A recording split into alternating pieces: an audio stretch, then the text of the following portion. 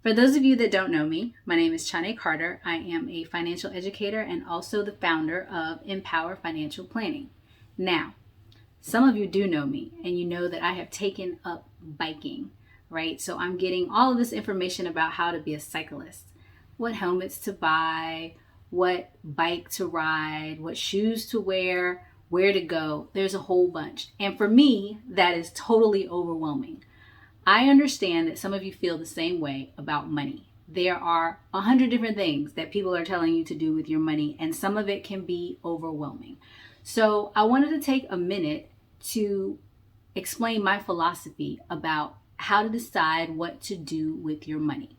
Now, there are 100 lists out there, 100 lists about what you're supposed to do with your money, how much you're supposed to save, where you're supposed to put it, what you should invest in, and you can follow any one of those lists, and probably 90% of the information that you're reading is true and good and would be helpful to you.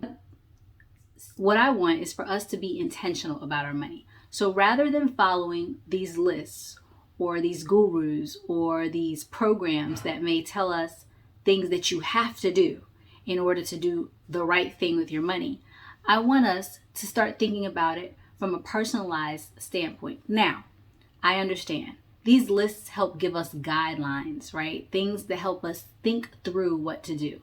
But money's not that complicated. It's got to be less complicated than this biking stuff. For example, there are basic things you can do with your money that will always be the right thing. Figuring out what you make and what you spend. Writing those things down, looking at a spreadsheet, using an app, whatever that is, figuring out what you make and what you spend is always going to be the right thing. And the reason is the only way you're going to be able to have anything left over to invest, to travel, to do any other goals that you may have is to figure out what you make and what you spend and make sure there's money left over to do the other things. So whatever anyone else is telling you, the first step to getting your money right is figuring out what you make and what you spend. The next step is always going to be figuring out what you owe. Whatever that is for you, figuring out what you owe is always going to be your next step, because once you figured out what you make and what you spend, then you'll need to figure out how much you're going to pay back. What of those things that you owe are you going to pay back? Here's where it goes left. Some of the lists, some of the gurus advise that you should pay off everything you owe. I have an opinion on that. And I did a whole video about what I think about paying off your debt. But the fact is, all debt is not created equal. And if we're being intentional about our goals, if we're being intentional about our money, then once we've listed all our debt, we know what high interest rate debt we have. We know what low interest rate debt we have. We know how long it will take us to pay off a debt if we pay the minimum or if we add extra. If we've taken a look at our debt, we know everything about it, so we can make intentional, informed decisions about what to pay off. Now, paying off your debt will never be the wrong thing to do, but there may be better things to do. And that's where I deviate from some of the other lists.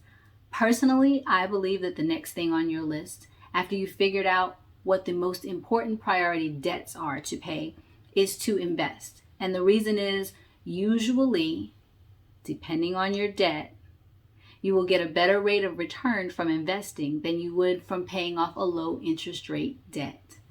I'll say that again. I'm not a fan of paying off all of your debt because depending on the interest rate, you could be using that money to invest. And I am a big fan of investing. Now, I know that's controversial. I know some people believe in paying it all off and then investing. That's your prerogative. But personally, and based on my comfort level with risk, I would rather invest money than pay off debt. Now for me, that just means I'm not going to rush out to pay off my mortgage and I'm not going to rush out to pay my student debt down because I am focused on investing. I am focused on investing for retirement and other things. For you, you may need to pay off your debt. You may not be comfortable having debt over your head like that before you begin to invest. But that's a personal decision and it's something that you should do with intention. So if you decide you want to pay off your debt before you begin to invest or before you begin to invest aggressively, that's one financial decision. but I want you to be intentional about that decision.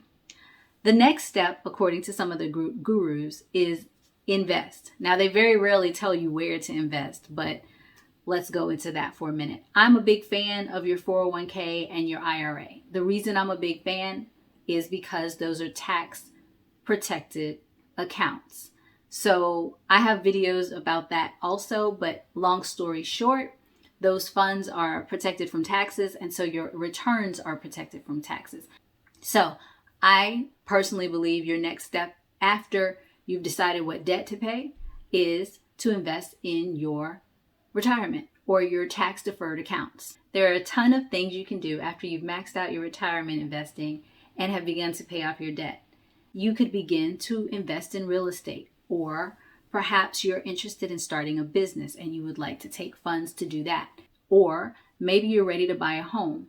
That would be a good time to start to do that. There are a ton of things you can do after you've maxed out your retirement planning, but it's based on how much risk you can tolerate, what your time frame for needing the money is, and quite frankly, how interested you are in investing.